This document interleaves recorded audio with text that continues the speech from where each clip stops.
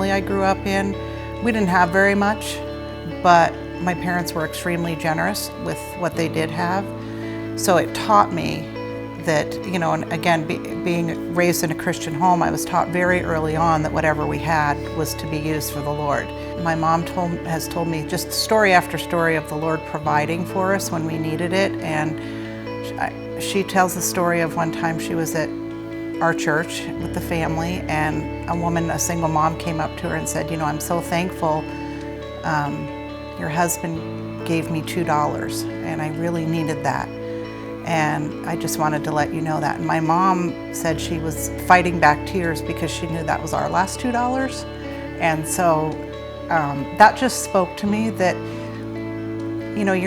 you can give away your last $2 and God will make sure that your needs are met. But we have I can let you tell the story maybe about what really set in our life together and our marriage. It was a very hard thing that taught us to be generous of heart. So, but I wouldn't trade it for anything. So, the beginning of our generosity story, it's hard to know. I mean, their roots can go so far back, and Grace's are so genuine with her father.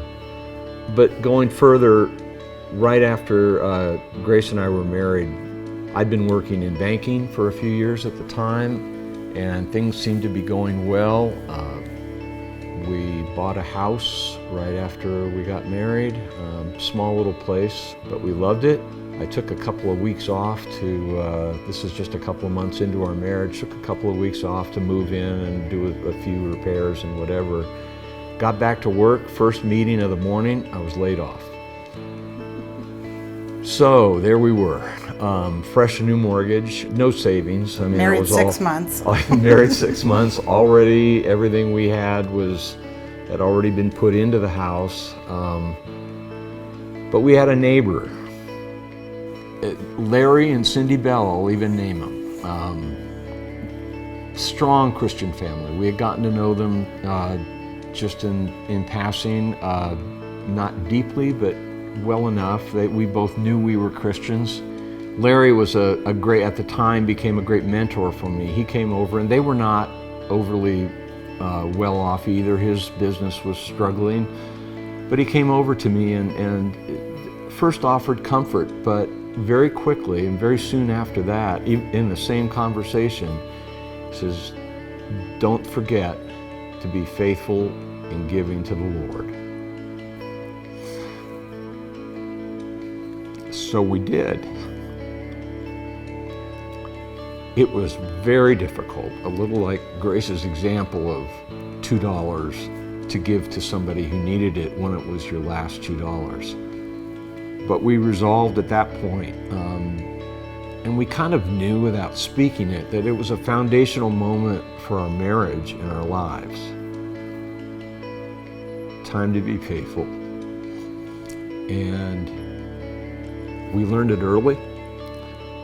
Our life became almost an ongoing story of loaves and fishes. Every time something came up, it looked like we only had a couple of fish. And when we took care of something, we turned around and there was another basket. And I don't mean we had baskets of cash, but there was always enough. And that meant so much to Grace and I early in our marriage. It meant so much to see that being faithful really mattered. And from that point on, I think it's been a foundational part of our lives in wherever we are and whatever we're doing.